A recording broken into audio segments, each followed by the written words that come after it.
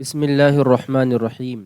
Beirut میں علمی ترقی اگرچہ تھوڑے زمانے سے شروع ہوئی ہے، لیکن جس تیزی سے یہ شہر ترقی کر رہا ہے اور ترقی کی جس حد تک آج پہنچ چکا ہے، اس کے لحاظ سے تمام ممالک اسلامیہ میں قسطنطنیہ کے سوا کوئی شہر اس کا ہمسر نہیں، اور بعض خصوصیتوں میں تو اس کو قسطنطنیہ پر بھی ترجیح حاصل ہے۔ عیسائیوں کی ایک جماعت نے عربی زبان پر نہایت توجہ کی ہے اور وہ ہر طرح ہمارے شکریہ کے مستحق ہیں۔ ان لوگوں نے نہایت کوشش سے دور دور سے عرب کے قدیم دواوین بہم پہنچائے ہیں اور ان کو چھاپ کر شائع کیا ہے۔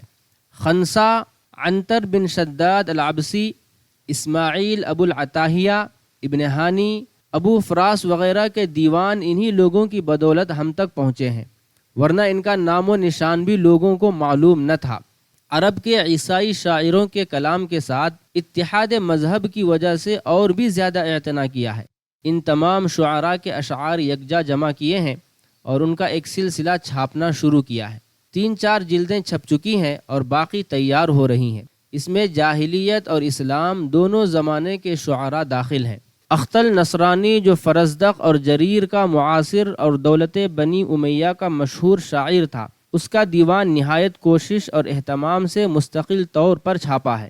یہ دیوان نہایت نایاب اور عزیز الوجود تھا، یہاں تک کہ قسطنطنیہ اور مصر کے کتب خانے بھی اس سے خالی تھے۔ صرف شہنشاہ روس کے کتب خانے میں ایک نسخہ تھا، چنانچہ اس کی نقل و کتابت کا انتظام کیا گیا اور سینٹ پیٹربرگ یونیورسٹی کے عربی پروفیسر نے اس کی تصحیح کی۔ یہ قلمی نسخہ، جس کو پروفیسر مذکور نے خود اپنے ہاتھ سے صحیح کیا تھا، مجھ کو دکھلایا گیا اور میں نے ان عیسائیوں کی بلند ہمتی اور ذوق علمی کا دل سے اعتراف کیا۔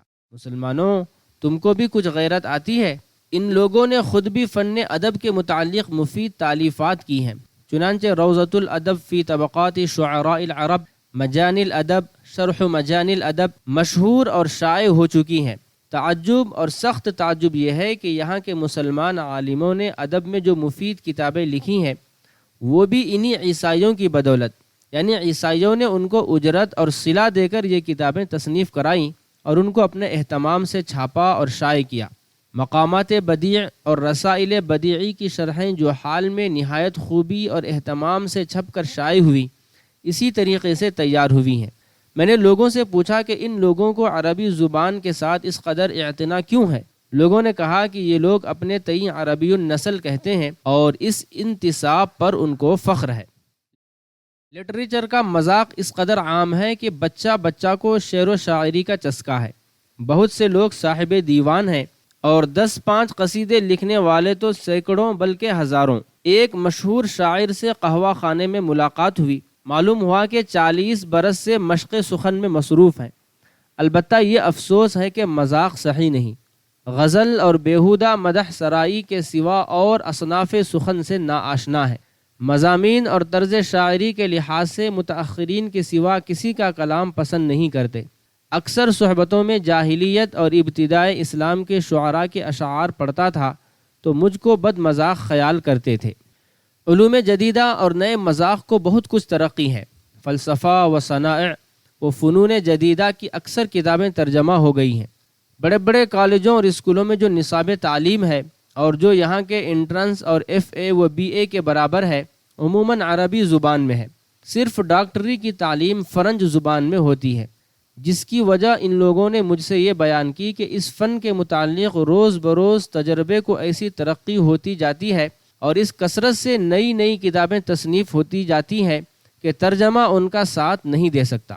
فلسفہ و علوم جدیدہ کا بڑا ماہر اور مصنف پروفیسر فانڈیک ہے، جو امریکہ کا رہنے والا ہے اور ایک مدت سے بیروت میں رہتا ہے۔ اس نے عربی زبان میں علوم جدیدہ کا ایک مرتب سلسلہ تیار کر دیا ہے، جس کا نام نقش فی الحجر ہے۔ اس کے سوا اور بہت سی مستقل کتابیں لکھی ہیں۔ عربی زبان میں انسائکلوپیڈیا کا بالکل وجود نہ تھا۔ اس ضرورت کو پروفیسر بطرس نے پورا کیا۔ اس نے سن 1875 عیسوی میں اس کی ابتدا کی اور اول کی چند جلدیں لکھیں، لیکن چونکہ اس کا انتقال ہو گیا، اس کے بیٹے سلیم آفندی نے تکمیل کا ارادہ کیا۔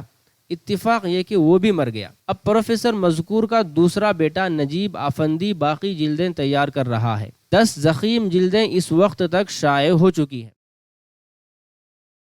تاریخ اور متعلقات تاریخ پر نہایت مفید کتابیں لکھی گئی ہیں، اور چونکہ یہ لوگ عربی زبان کے ساتھ یورپ کی زبانوں سے بھی بخوبی واقف ہیں، ان کی تصنیفات میں وہ جامعیت ہوتی ہے جو یورپ والوں کی تصنیفات میں بھی نہیں ہوتی۔ چنانچہ آثار الازہار جس جامعیت اور تحقیق سے لکھی گئی ہے، اس دعوے کی شاہد عدل ہے۔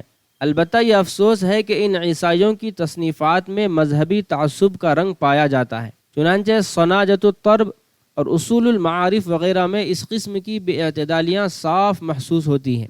یہ مصنفین اکثر لبنان کے رہنے والے ہیں، جن میں سے بہت سے لوگ بیروت میں آ رہے ہیں۔ ان لوگوں نے اس کوہستان یعنی لبنان میں عجیب علمی مذاق پھیلا دیا ہے۔ اگرچہ یہ لوگ عموماً زمیندار یا کاشتکار ہیں اور ضرورت کے وقت اپنے کاروبار میں مصروف رہتے ہیں، لیکن جس وقت ان کو ان ضرورتوں سے ذرا بھی فرصت مل جاتی ہے، علمی اشغال میں مصروف ہو جاتے ہیں۔ اس کا نتیجہ یہ ہے کہ باوجود کہ علم یہاں ذریعہ دولت نہیں، تاہم اس علاقے میں کثرت سے اہل علم اور مصنفین پیدا ہوئے اور اب بھی موجود ہیں۔ خاص لبنان کے علماء اور شعراء کے حال میں ایک مستقل کتاب لکھی گئی ہے، لیکن افسوس اور سخت افسوس ہے کہ یہ تمام علمی ترقی اور تصنیف و تالیف جو کچھ ہے عیسائیوں کے ساتھ مخصوص ہے۔ مسلمان ان چیزوں کو ہاتھ بھی نہیں لگاتے۔